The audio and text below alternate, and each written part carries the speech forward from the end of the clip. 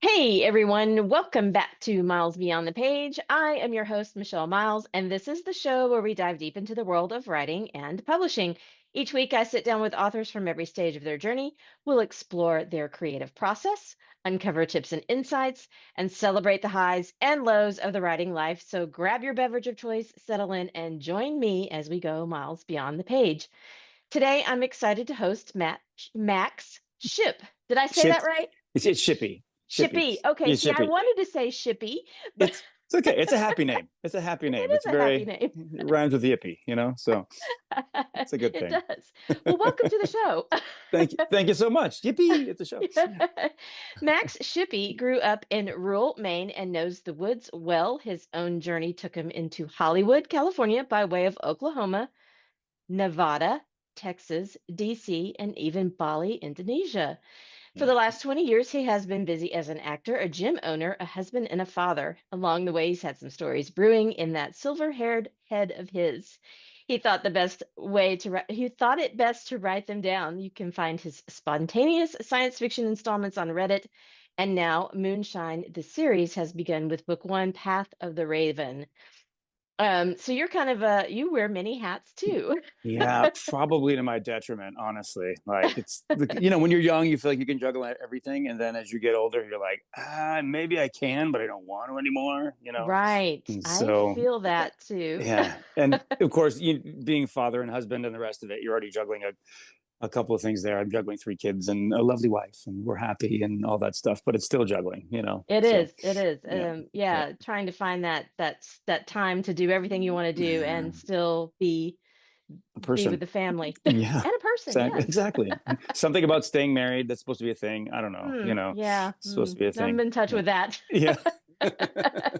Yeah, exactly. Um, so let's kick it off and talk about your book, Moonshine, Path of the Raven. So tell me a little bit Yes. about that. The simplest way I've been describing it to people, which gives a little bit away, but what the heck, is a young boy. It happens in like a 1909, 1910.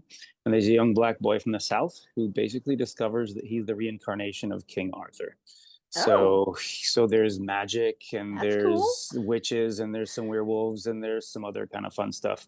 I don't hit that Arthur legend like really on the nose. It's really in between the pages a little bit. I mean, there Hmm. is a character named Arthur who passes like in the second chapter. So I'm not giving anything away. And that kind of kicks off this whole series of events. But it's not like we have Excalibur and there's a round table. I allude to some things that are kind of in the story, but I didn't want to hit it super, super, super hard on the head. I just wanted to be like, if someone was really reading and really informed, to be like, wait a second, is that? Oh, it is. Oh my gosh! And you did this and you did that, and that sort of thing. But it's pretty fun. I like to think it's kind of a coming of age story of a young boy. There's gonna there he and there's witches involved too. So my wife was very present with that, where she's like, "Well, let's just not make it about boys. We got to get girls in there." And I'm like, "Okay, of course, of course." So yeah, the witches and werewolves and magic, it all kind of works together. So Hmm. as far as a bigger picture thing, I'm trying to, maybe something small for a new author to take on, but I'm trying to find the play between like the divine masculine and the divine feminine and how those two both work together the Hmm. best. Does that make sense? I Yeah, it think does. I think that we can, in our society and politics and the rest of it, it's really easy to be very one sided, and I think that the Hmm. truth is somewhere in the middle. So, I yeah, love it. It sounds great. yeah, I'll have to check it out. yes. So what inspired you to write this? I'm going to borrow words from Stephen King for this because someone asked him once about like, how do you come up with your stories? And I'm kind of the same way. He was talking with, what was he talking with? He's talking with another author. I can't remember the podcast now or the lecture he was doing, but it's like, I have $1 million. You probably are the same way if you're in writing. Like I have 1,000, at least a dozen ideas every day for a book, a movie or whatever. Hmm. And when I talk to friends, I'm always like, don't you have? And they're like, no. I'm like, what do you mean no? I can't stop them like all the time. But Stephen King said the good ideas won't leave you alone because Yes. someone asked him if he had this big long journal that was like all his ideas, and he's like, no, no, no, no, the good ones won't leave you alone. And this idea, this world kind of had been spinning in my head for, I don't know, 5, 6, 7, 8 years, something like that. Kind of just every so often be like, that would be a cool story. And then away from it. And I was acting, and we'll get, if you want, we can get to that. But I was in the Hollywood business for a long time, did some acting, booked a lot of commercials, was on a soap opera for a while, had some reasonable success with that. Then COVID came, and that kind of pulled the rug. And so I started writing, because I'm sure you understand, as a creative person, that like, if you're not creating, you just start to get jittery, and you can't, Yes. start to get Right. crabby, and like, okay, I got to do something. So the book was born out of that, out of this idea that had been spinning for a long time. I'm from northern Maine, so there's still for sure a country boy in me that loves to go split wood and pick apples and all that kind of stuff. And Nice. even though I live in Los Angeles now, so it was kind of a reference to appreciate that world I grew up in. And then why not have some magic, and why not have some fun?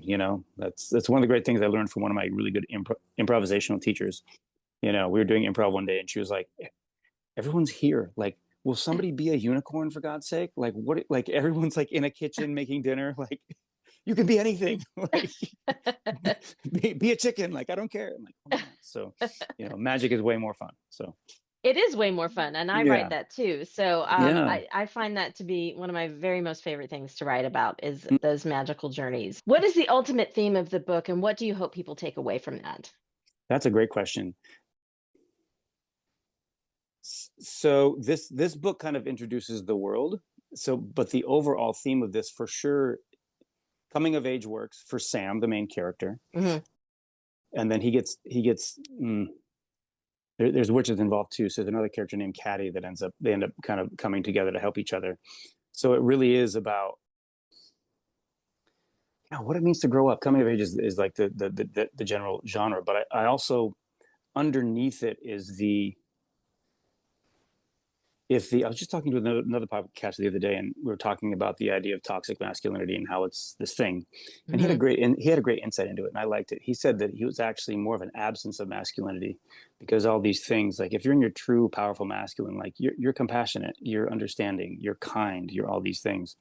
And if you don't have those aspects of masculine, then you're toxic, if you will, right? To see it as the big picture. We're using big words that I don't want to trigger anyone or anything, but we run the risk of doing that with all our words, so whatever.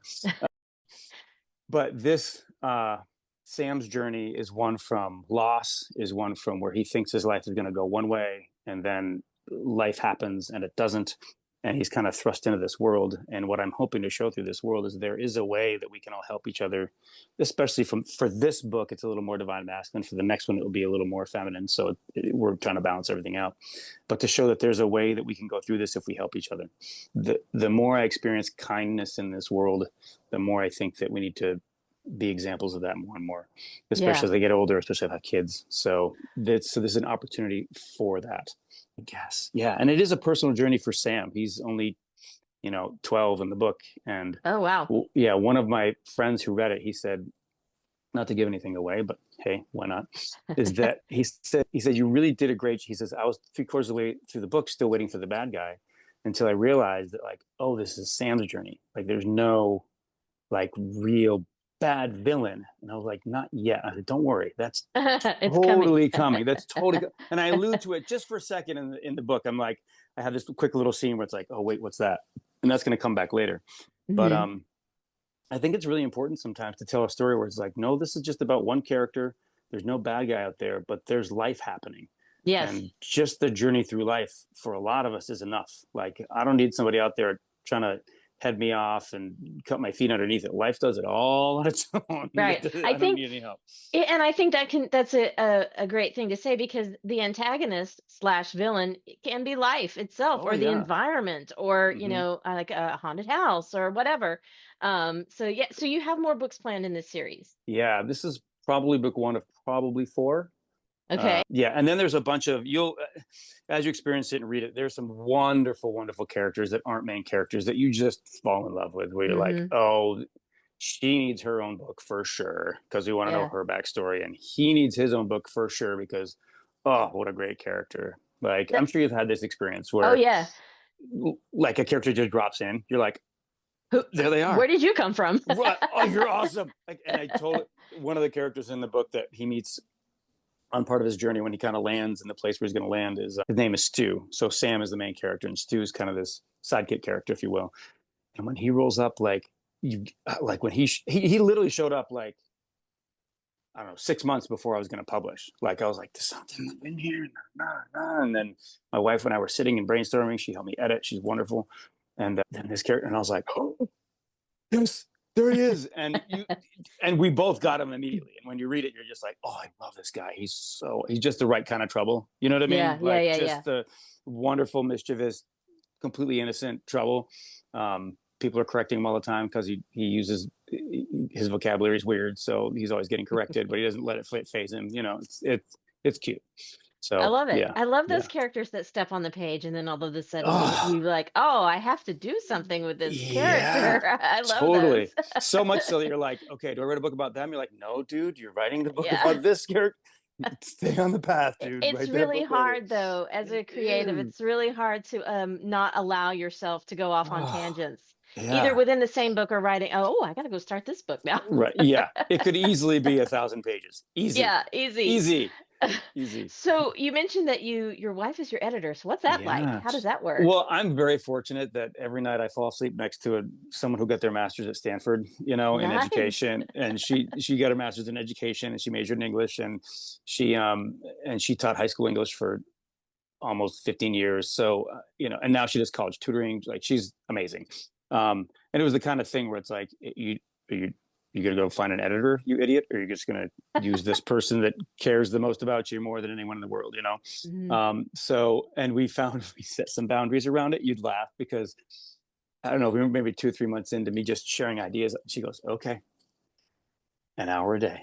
That's that's That's what all you're you gonna get. that's what you're gonna get.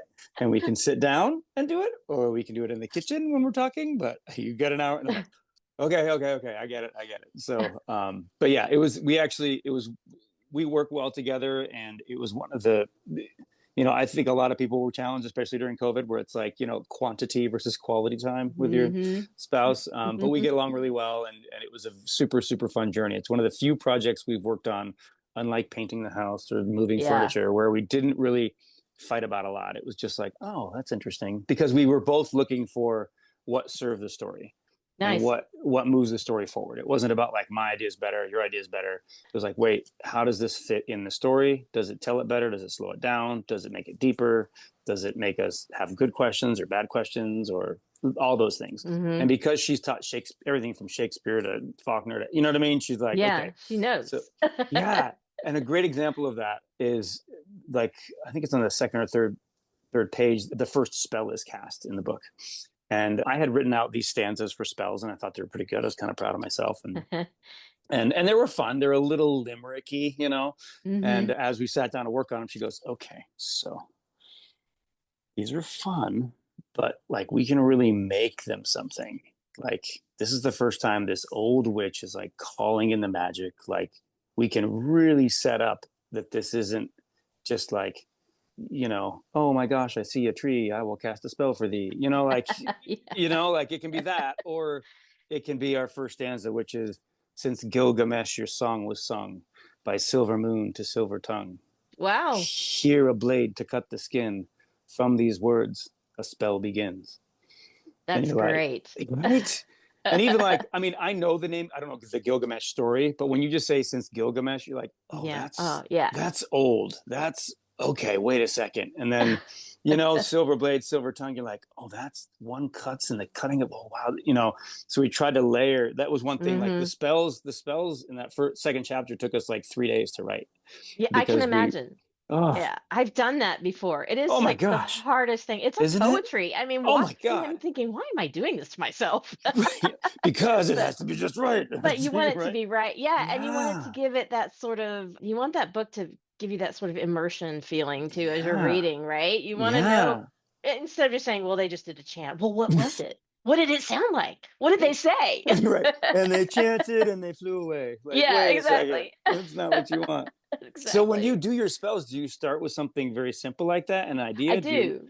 How do you do it? I use a rhyming dictionary Oh yeah, and yeah. yeah, and that's really, I try to figure out, how do words, what they mean. And I'm really big on that, what they mean and how you use Mm. them. I mean, we're writers, right? So we really want to get that right because Mm. we're writing the story. And yeah, it's not easy. I did the last book I finished. She was breaking a curse, so I had to have this whole Oh my and gosh. it was this whole thing about how does she break the curse and what is she's translating a book and how does she do that and what does that look like? Yeah, it was hard. Yeah, that's I don't ever tricky. want to do it again. No, that's tricky. That's a really good one because you have to break a curse, you kind of have to know the original curse, Right. and then Yeah. you have to know how to undo. Oh, that's Right. And I didn't go into that in the book. oh, but still, you had to Bec know it though. but I had to know it in the back of my Yeah, head. I had to know what the backstory was right. and Yeah. why. Oh. But yeah, that's it's so hard. It's one of the hardest things of writing fantasy when you Oh my decide to go down God. that path. Oh, way to set yourself up there. You're like, Yeah. yeah, we'll just break the curse, and you're like, oh no, I have to do this. Like, oh Yeah. no. Can I Oh, just like can't this character tell me what to do? exactly. Yeah, it's really You hard. seem so clever when you showed up in my book. Like, can you Yeah. help me out here? Yeah, exactly.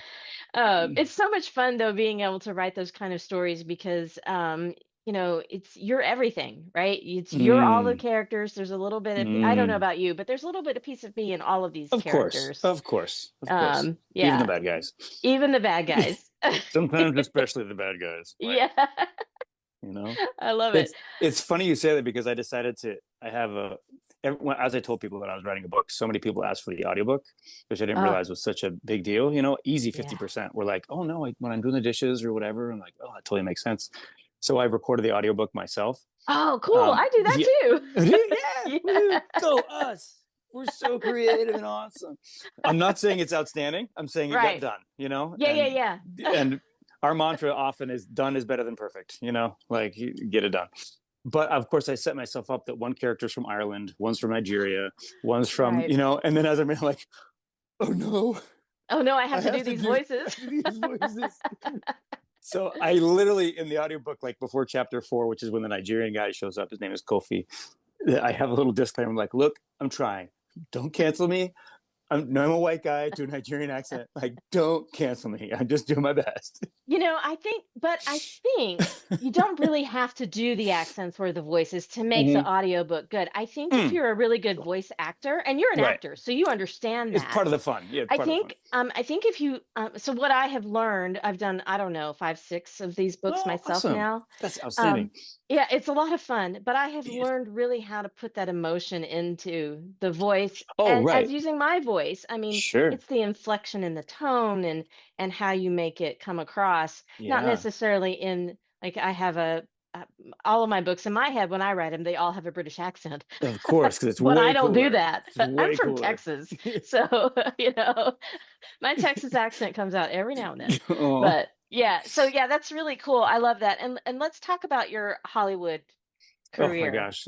a little. Yeah, a You got to little. tell us a little bit Yeah, about that. sure. No, I did.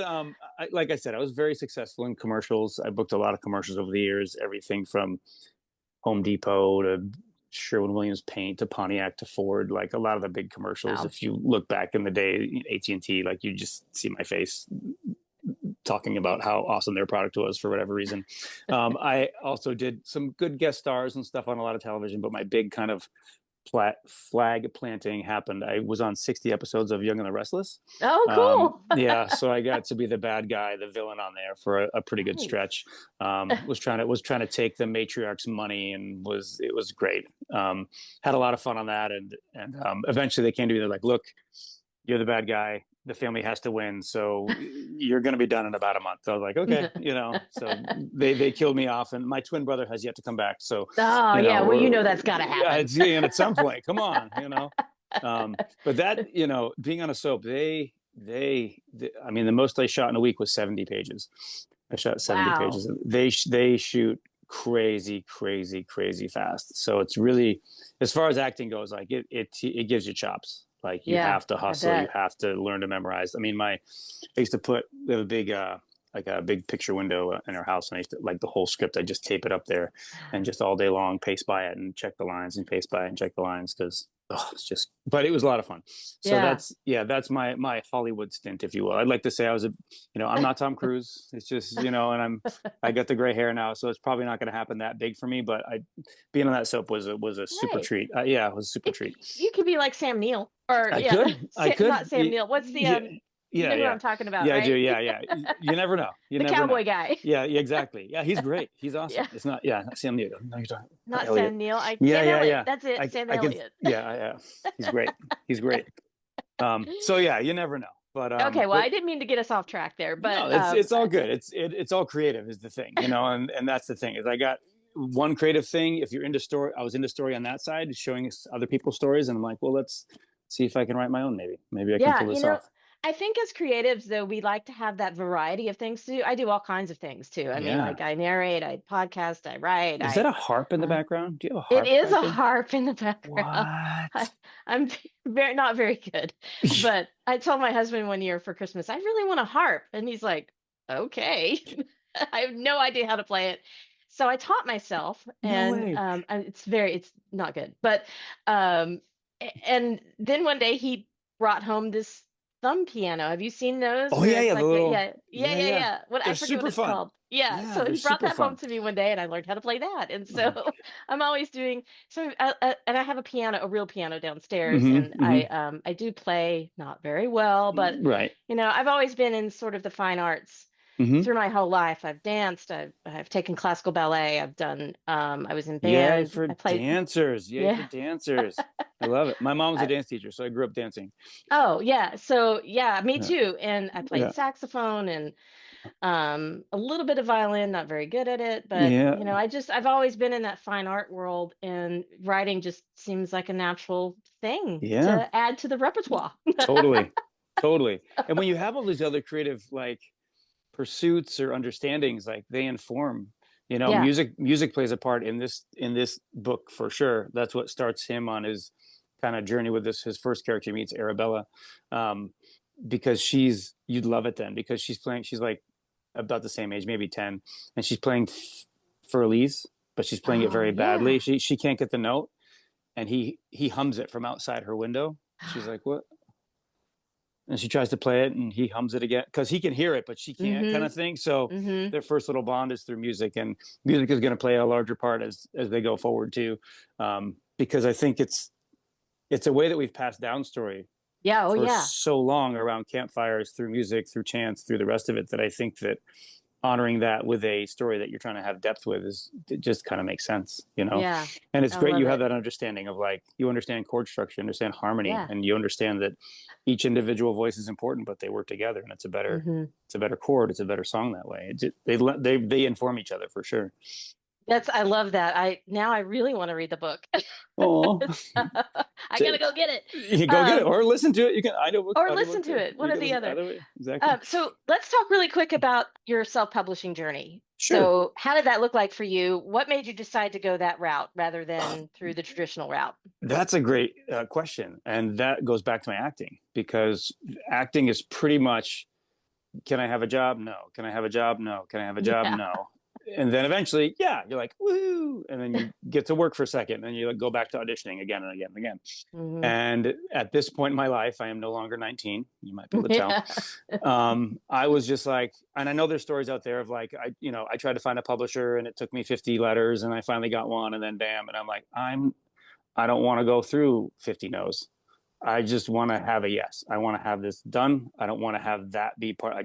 And who knows? In 2 years, I might be like, oh, maybe this could have a bigger reach if I actually had a publisher, maybe, and maybe I could explore it then or something. But I've just been told no so many, and I'm tough, I'm fine, but I'm like, I just don't want that piece. I just want to publish it. I want to be done with it.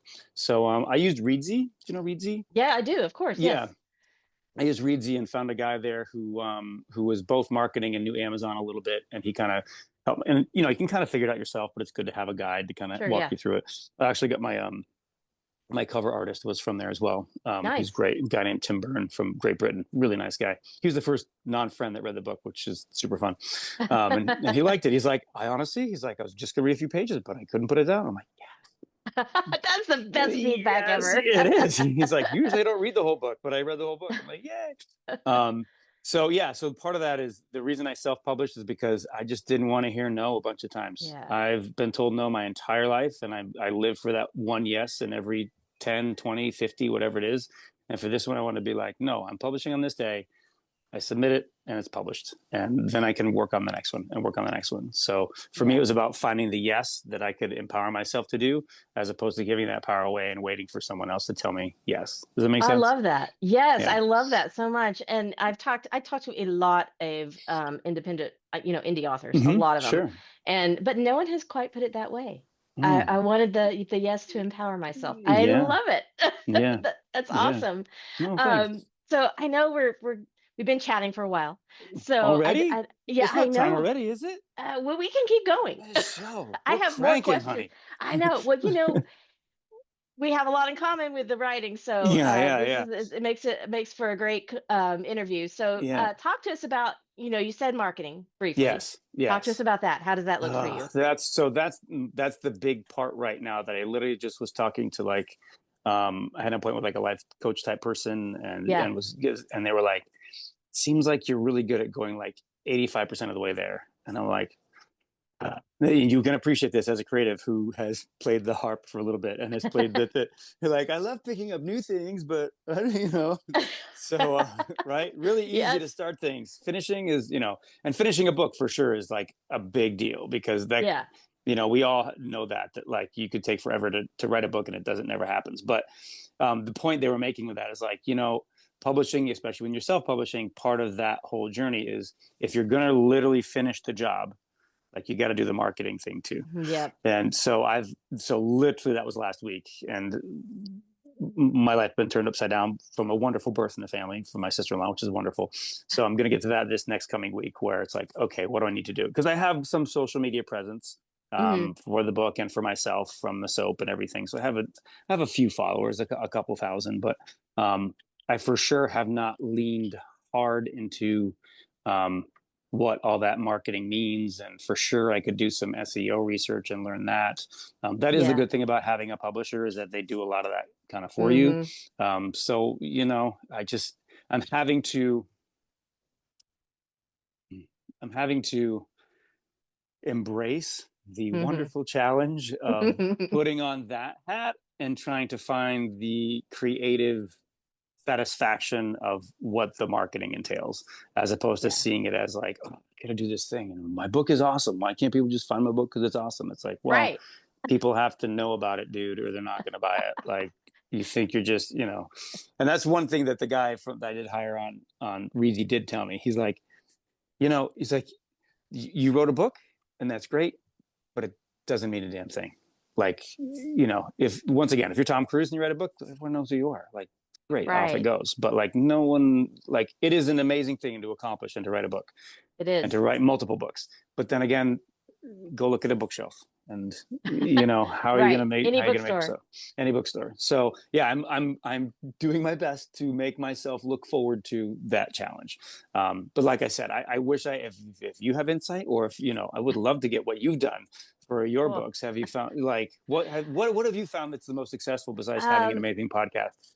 Well, I do run Facebook ads Oh, you do? Okay. that practically bleed me dry, but Yeah. but if you can learn how to do that, I mean, it does help. Like Mm, the ads that I run are to the first book in the series that I'm currently working on, and mm-hmm. what I have found is when they're working well, now Meta goes in and tinkers with things, Of course. but when they're working well, people will not only buy the first book, but they'll buy the whole series. So I have like 6 books in that series out. And then uh not only will they buy the ebooks, they'll go buy the print, they'll go get the audio. And so I'm seeing this happen and it's exciting, but I'm like, when is it gonna break? yeah, When is it gonna be a yeah, breakthrough? So yeah. yeah, it is intense. It's a lot. I would say, find good resources on how to run meta ads and Okay. maybe Amazon ads. Okay. If you're willing to invest the money, you just Yeah. have to be really, really careful with the meta ads because they will skyrocket. And all of a sudden you're like, oh, wow, I'm hemorrhaging money. So Yeah. Yeah. you got to really learn how to turn that off. It's funny you say that, because So, I just did another podcast a couple weeks ago, and they were saying that they did a lot of Facebook stuff, and I got off Facebook years ago, just because it was too much to hang on to, and I think somebody at some point hacked my account, Ah, So I barely got it back and downloaded all my pictures, and I'm like, okay, I'm kind of done with that. But now I realize how many book communities and things are on Facebook. there's a lot. Hmm. I didn't realize that just because I haven't been on forever. I mean, I know about booktok, and there's a lot of really good Sure. stuff on Instagram. I still do. Just just getting on TikTok and Instagram. I've been on Instagram for a while, but now my account must have got rehacked or something, because now it like I can't even get my name. Like every time I try to put my name in to even start up a new account, it like flags me. Like I can't Ugh. do it. So I'm trying to figure out, can I create an author page without being a person? Like I'm literally in the middle Yeah. of like, how do I try to fix this? Because I know there's a lot of people on there who enjoy books who would Yeah. love to know about this. But And, and I also and heard that go ahead, sorry. I was just like, finding your audience, that is hard. But Yeah. once you figure that out, like I know what my demographic is that reads my books. Right. And now I know how to target that. But I mean, Totally. it's still a struggle. Yeah. And it So is, someone did say that it is almost easier when you have two books or three books or four books, it is. because you read the first one and off you go. People want to read more than one book, Right. you They know? want series, Yeah. especially if you're writing fantasy, if you're writing romance, they're series readers and Mm, they want that. And so I really didn't see it start to take off until I had 3 to 4 books in the okay. series already That's good ready to to know. go because they want to buy all of them at the same Yeah. time. Yeah. I was just talking to a friend of mine, and she was like, oh, yeah, if I see that it's, book two in the series of five and there's only two books, like I won't even buy the first one. She's like, A I lot of won't, readers are like that. Yeah. yeah, I won't buy it till it's done. So I'm like, So. oh, great. I'm setting myself up for 3 books. Can I write 3 books in a year? I'm like, oh my God, no, It's so possible, yeah, but if you're a busy person doing other yeah, things besides writing, it's really, yeah, really hard, but it that's can be tricky. done. Yeah, I yeah. think I spent 8 months. I wrote 3 books back to back, and I released them back to What? back. Yeah. Oh my God. You're an animal. Yeah. And I It's just want to write crazy. more. Oh So my God. it's Oh, so do insane. I. I mean, I get it, but like I remember somewhere I was reading on one of the author blogs, like, oh yes, this is like my, fourth draft and I'm really happy with it. I think I'm almost ready. And I'm like, fourth? I'm like, oh my God. I'm like, I'm 12. Easy. Easy. I'm 12 drafts in. And that's not everything, but Right. you know what I mean? I'd like to say it gets easier, but it Yeah. doesn't. So, No. But it's well, funny though, because some pages come in and they're just like, oh, it's great. And then the next chapter, you're like, what is happening? Like, I don't yeah, even know. it's such a mess. Gotta fix It's a it. mess. Yeah. Yeah, exactly. I feel it Exactly. too. Yeah. Exactly. So I want to be respectful of your time, but Okay. No stress. No stress. I know you're busy, Yeah. and we are going to wrap up here in a few Okay. minutes. But I have a couple more questions for you Sure. I'll try to be brief. before we Got finalize it. this All right. thing. Cool. First of all, what is one piece of advice you wish you'd known earlier in your writing journey, and any tips for someone starting out?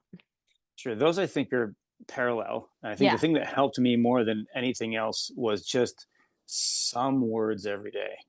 Mm. Like just I did the NaNoWriMo thing a few years ago. That's kind of what Yeah. started this whole thing. And that 2,000 words a day or whatever it is, 1,600. I set it up for 2,000 for myself. Like that just, and I did discover through that I had in my head that, you have to sit down and write. It's like actually waiting 10 minutes for the kids to get out of, karate or whatever. Like I can work on that sentence. I can, you know what I mean? Like I can do a Yeah. little thing in that 10 minutes. And I realized like, I can get my 2,000 words in if but even 10 words is more than zero. Yeah. That's the Exactly. thing, is that Yeah. it's not a zero sum thing. So that's the biggest thing, is that, and it doesn't have to be parallel to that. It doesn't have to be part of the story to Hmm. count, because this book is 80, 90,000 words. I probably wrote 150 or 160. And some of that was stuff that I probably knew wasn't going to make it in the book. But like you said, like, well, I got to know the backstory of this curse. Yeah. So I'm going to write that out because I feel like it today and that feels easy to write. So I'll just write that, Yeah. I know it's not going to be in the book, but I need to know it. And I wrote my words. So I'm good, Yeah. So no, I would say write something every day, and not everything has to be in the book. It probably won't be. I don't have to convince you of that for sure. Yeah, that's Um, great advice. yeah, yeah, yeah. And then lastly, tell us where we can find you and your work online. Sure, absolutely. The website that we started for this book and for my author stuff so far is readmoonshine.com, and that's Okay. all my socials as well. So that's Instagram, that's TikTok, that's Blue Sky, that's trying to figure out Facebook if I can. I actually have a YouTube channel with that as well. There's a hyphen in there, read hyphen moonshine for YouTube. And YouTube, I actually also, for fun, actually read the book out loud on YouTube. So it's just me literally like with the book in front of me, just reading it out Nice. loud. So the audiobook is there for free just to get it out there. It's also on Audible and it's on Amazon, and if you ask a bookstore for it, it's on Ingram Spark, so they can order it if you want it from Nice. your local bookstore. But yeah, it's where all your fine books are published. I'm on BookBub now, Goodreads, like all the things. I try to be everywhere. Every Yeah. time I learn someplace new, it's like, okay, I got to be there. The Gotta marketing go be thing you're there. talking, Yeah. I got to go Yeah. be there. Well, and So all yeah, of these, I will have links to everything in the yay, show notes too, so people can yeah, find your books and find you. awesome, yeah. So thanks so much for joining me today. This was awesome. I think we went miles today. I think I we put on think some so. miles. I I think really think so. we did. I think we did. Thanks so much, Uh, Michelle. This has been wonderful. you're welcome. So, thank you so much to Max Shippee for joining us and sharing his incredible journey and insights. Be sure to check out the book titled, and I have it here somewhere, Moonshine, Path of Moonshine. the Raven. Thank You can you. thank you. What a great episode that was. Thank you so much to Max Shippee for joining us today and sharing his incredible journey and insights. Be sure to check out his book, Moonshine, Path of the Raven. And a huge thank you to all of you for watching and listening. If you enjoyed today's episode, don't forget to give it a thumbs up, leave a comment, and share your favorite part of the conversation. Make sure to subscribe to the channel and hit the notification bell so you never miss an episode. You can also catch Miles Beyond the Page on Spotify, Apple Podcasts, Amazon Music, and iHeartRadio. So be sure to follow and leave a review. We've got more amazing authors and stories coming your way, so stay tuned. Until next time, keep dreaming, keep writing, and I'll see you miles beyond the page. Thanks for joining me on Miles Beyond the Page. If you enjoyed this episode, be sure to subscribe and leave a review. If you're an author and want to be a guest, visit michellemiles.net/podcast to apply. Keep writing, keep dreaming, and I'll see you next time.